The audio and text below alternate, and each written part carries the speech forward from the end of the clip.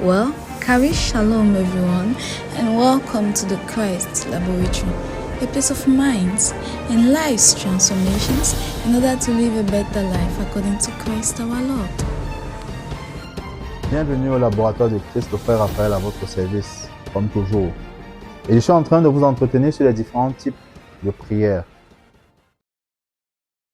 Et nous allons continuer avec la prière en langue, ou la prière en d'autres langues.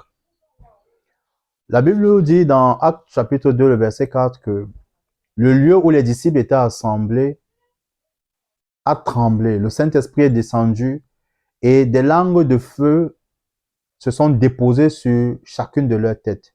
La Bible déclare qu'ils se sont mis à parler en d'autres langues. Donc, de telle façon qu'on ne comprenait pas ce qu'ils disaient.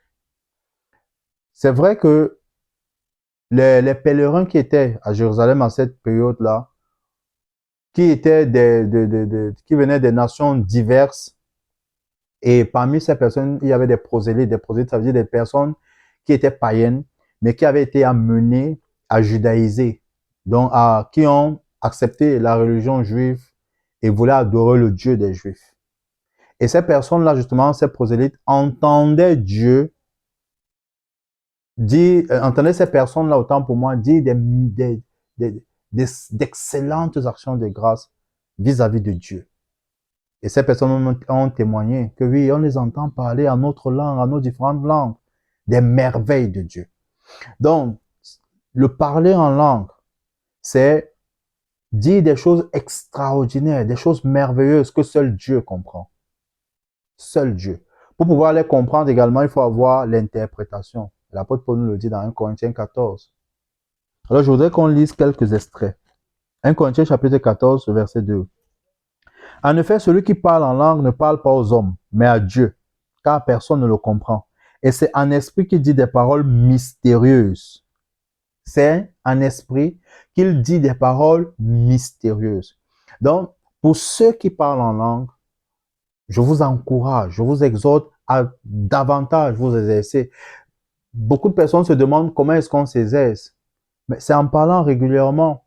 En parlant régulièrement, j'aime souvent dire que si au moment où tu as commencé à parler en langue, tu disais da, il faudrait que tu évolues. Tout comme un enfant, un bébé, il doit grandir. Tu dois grandir. Ton parler en langue ne doit pas rester à da.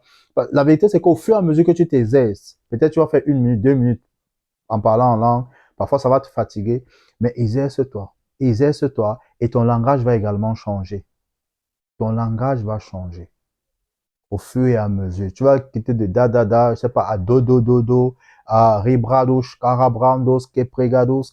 En fait, au fur et à mesure que tu t'exerces. Et n'oublions pas que c'est un exercice spirituel. Donc, il faut s'exercer. Tout comme la prière, tu commences à prier 5 minutes, après un autre jour c'est 10 minutes, après c'est 15 minutes, 20 minutes, 30 minutes, 1 heure, 2 heures, 3 heures. Vous voyez? Pourquoi? Parce que justement, tu t'exerces, tu pratiques au quotidien. Donc, la prière en langue, on voit Romains 8, 26. La Bible dit que quand nous ne savons pas quoi demander, nous ne savons pas quoi dire, l'Esprit lui-même intercède en notre faveur. Et l'Esprit sait ce que Dieu veut. Et il intercède merveilleusement bien. Vous voyez, merveilleusement bien. Donc, je vous encourage à parler en langue. Vous qui parlez, ne vous découragez pas.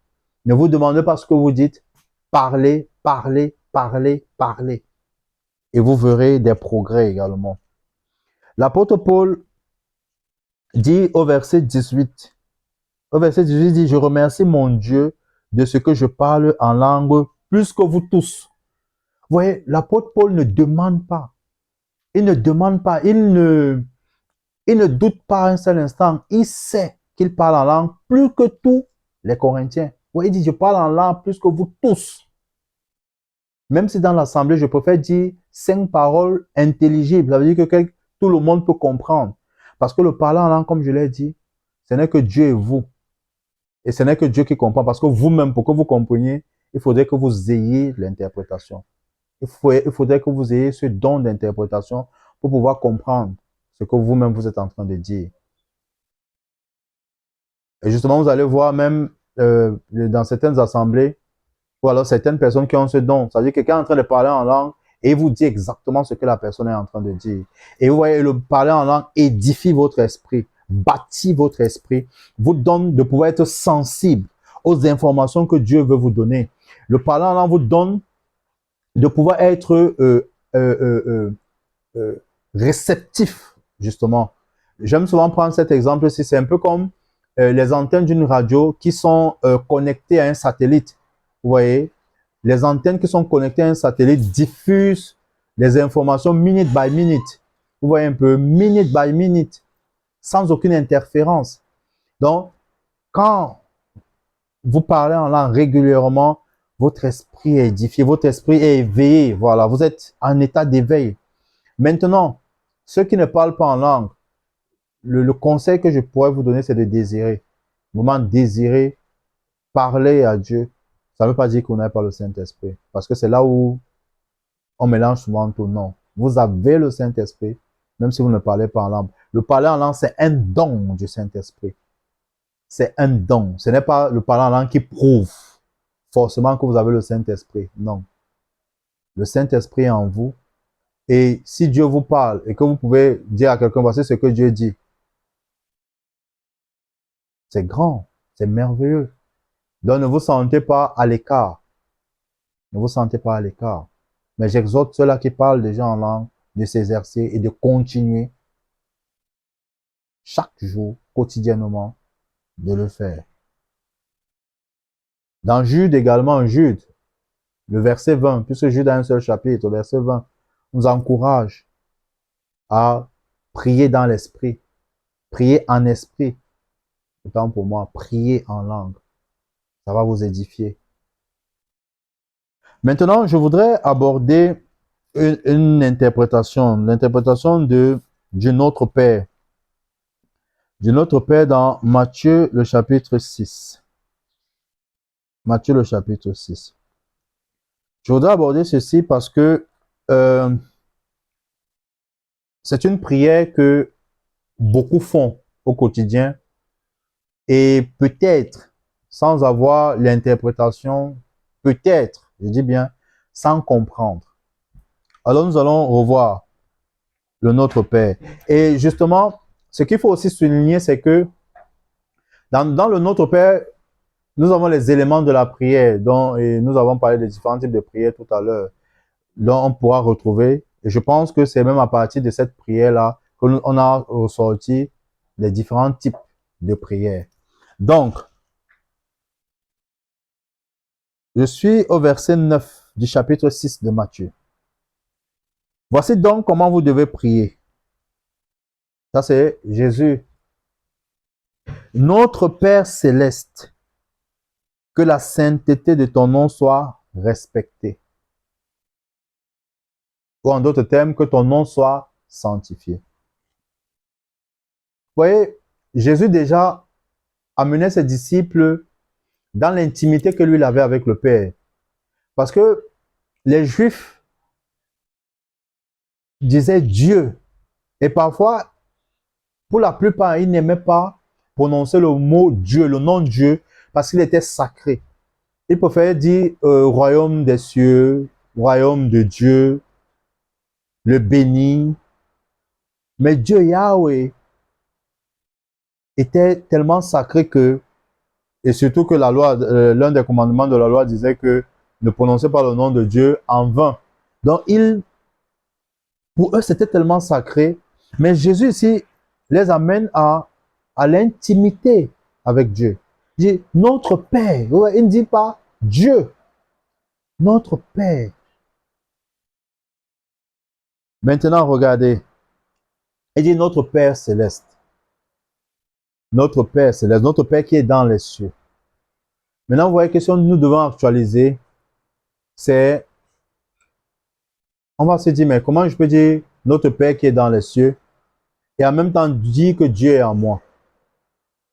Dans les cieux où? Vous voyez, déjà le contexte fait ressortir que Jésus n'est pas encore mort. Il n'a pas encore été glorifié. C'est pourquoi il peut encore leur dire notre Père qui est aux cieux, parce que le Saint-Esprit n'est pas encore permanent. Le Saint-Esprit ne vit pas encore dans les disciples. C'est pourquoi il peut leur dire notre Père qui est dans les cieux. Je vais encore préciser. Je veux justement je veux actualiser cette prière pour nous amener à comprendre que Jésus a dit cette prière, c'est dans un contexte. Mais nous pouvons tirer des éléments de cette prière-ci pour faire la nôtre. Avec l'action de grâce, la demande, la requête, la confession, le pardon et l'action de grâce encore à la fin.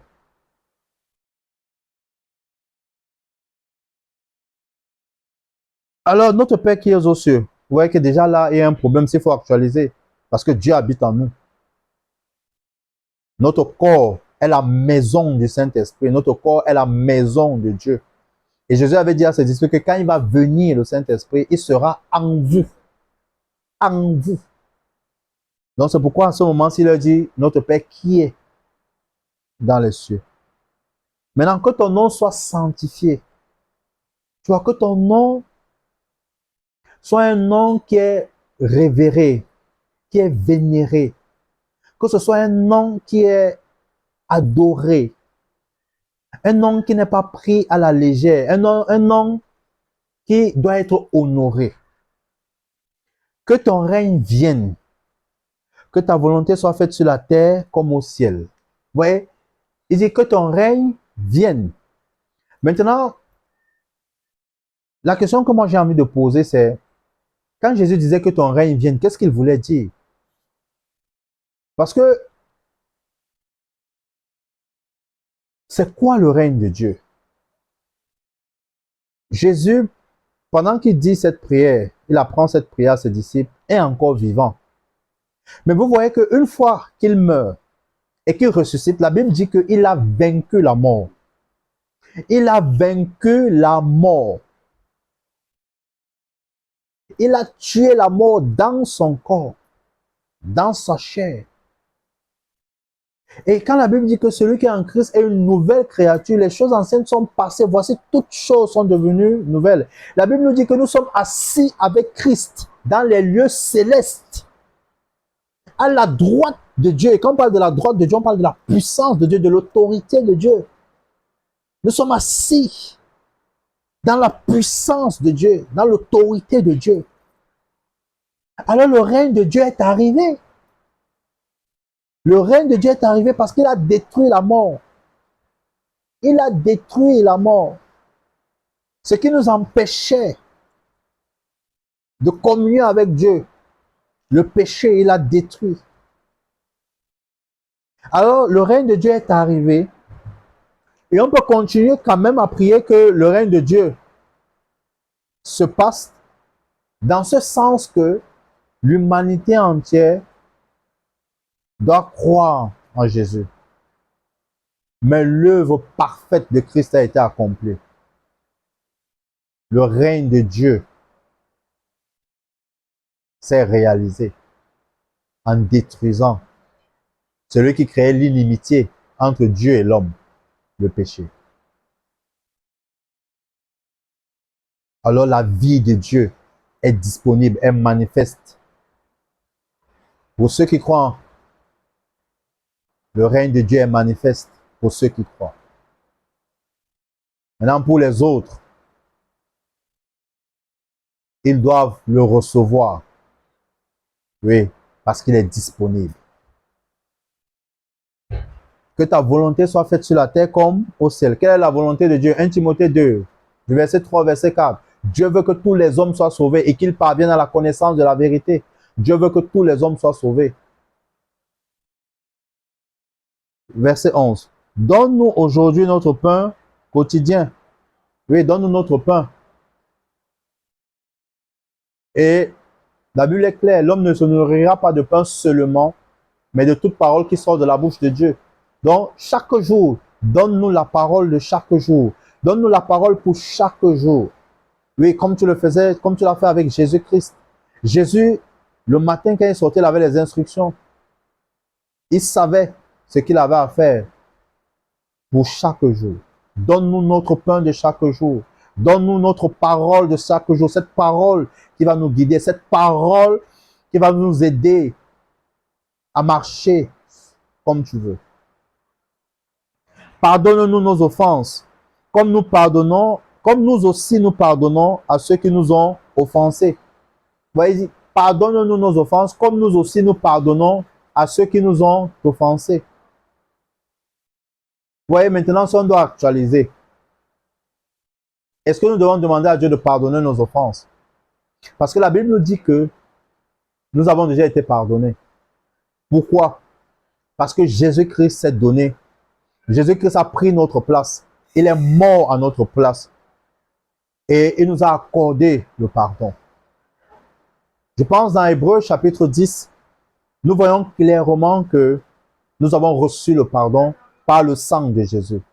Et dans Éphésiens chapitre 1, je voudrais que nous regardions ça, que nous ouvrions rapidement, que nous lisions ce passage-là.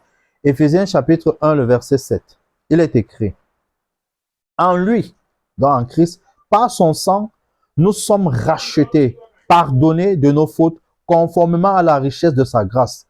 Vous voyez, par son sang, nous sommes rachetés, nous sommes pardonnés. Donc, le sang de Jésus nous a pardonnés. Donc, Dieu ne nous accordera plus un autre pardon. Non, une seule fois, il nous a pardonnés. Maintenant, si vous faites quelque chose qui n'est pas bien, la vérité, c'est que vous n'avez pas besoin d'un prophète pour vous dire que vous n'avez pas bien fait. Vous regrettez votre geste. Vous regrettez ce que vous avez fait. Et qu'est-ce que vous devez faire après? Ne plus revenir. Quelqu'un va me dire, mais ok, quand tu dis que je regrette, mais ça veut dire que je demande pardon. Moi, j'ai plutôt envie de vous poser la question de savoir, ok, si vous ne demandez pas pardon, alors, qu'est-ce qui va vous arriver? Vous allez aller en enfer? Ou bien alors, parce que vous n'avez pas demandé pardon, vous allez renverser l'œuvre de la croix, ce que Jésus a déjà accompli à la croix. Non, vous ne pouvez pas. Même si vous le voulez, vous ne pouvez pas. Parce que lui-même l'a dit quand il mourait. Tout est accompli. Tétélestai. Personne ne peut changer ça. Personne ne peut changer. Je sais qu'il y a qui m'en voudront de le dire ainsi, mais c'est la vérité. Nous avons été pardonnés par le sang de Jésus. Nous avons été pardonnés. Nous avons reçu le pardon. Ce n'est pas par notre mérite, mais c'est par l'œuvre de Jésus-Christ que nous sommes pardonnés. Vous voyez, je suis en train de parler d'actualiser de notre Père. Maintenant, si nous ne pardonnons pas aux autres, est-ce que ça veut dire que nous ne sommes pas également pardonnés? Non. Parce qu'à la suite, le verset 14 dit, par exemple, si vous pardonnez aux hommes leurs fautes, et c'est le Seigneur qui parle, hein. Il dit, si vous pardonnez aux hommes leurs fautes, votre Père céleste vous pardonnera aussi. Ouais, c'est normal qu'il parle comme ça. N'oublions pas que notre maître était le prédicateur de la loi. Il était un enseignant de la loi. Ça veut dire que la majorité des scribes, des pharisiens, des juifs ne comprenaient même pas la loi et l'interprétaient mal. Un exemple, dans Matthieu chapitre 5, il dit, il vous a été dit, mais moi je vous dis. Il n'est pas en train de leur enseigner la grâce, non. Il est en train de leur donner la bonne interprétation de la loi. Vous vous dites que c'est quand on attrape quelqu'un en flagrant délit d'adultère qu'il a commis l'adultère. Mais la loi plutôt dit que celui qui pense même, celui qui regarde et qui pense a déjà commis l'adultère. D'où ce que nous disons souvent, l'intention vaut l'acte. C'est ça l'interprétation de la loi. Pas autre chose. Donc, il interprétait la loi pour eux, la bonne interprétation. Donc, quand le Seigneur Jésus dit, si vous pardonnez aux hommes leurs fautes, votre Père céleste vous pardonnera aussi. C'est justement parce que lui n'est pas encore mort. Son sang n'a pas encore coulé. C'est pourquoi il le parle comme ça. Mais vous voyez, actualisé maintenant, nous sommes pardonnés. Nous sommes justifiés, ça veut dire rendus justes, innocents, non coupables. Yes, non coupables. Pardonne-nous nos offenses comme nous aussi nous pardonnons à ceux qui nous ont offensés. Ne nous expose pas à la tentation, mais délivre-nous du mal. Ne nous expose pas à la tentation, mais délivre-nous du mal. Dans 1 Corinthiens, le chapitre 13, le verset 10, chapitre 10, autant pour moi, le verset 13, pardon. La Bible dit qu'aucune tentation ne vous est survenue qui n'ait été humaine. Mais Dieu vous donnera la force d'en supporter, de la supporter et de sortir de cette tentation. Vous voyez que, actualisé maintenant, nous avons la force de fuir la tentation. Nous avons l'énergie nécessaire pour fuir la tentation. Nous n'avons plus le droit d'accuser le diable. Non. Nous n'avons plus le droit d'accuser le diable parce que nous avons le pouvoir, nous avons l'autorité, nous avons l'énergie nécessaire pour fuir la tentation. Ne nous expose pas à la tentation, mais délivre-nous du mal, car c'est à toi qu'appartiennent dans tous les siècles le règne, la puissance et la gloire. Amen. Tu es digne d'être loué. Tu es digne. Lorsque vous priez, priez avec cette attitude de reconnaissance, cette attitude de gratitude, de dire merci, parce que vous savez que ce que vous avez demandé, vous le verrez s'accomplir. Restez connectés. Shalom.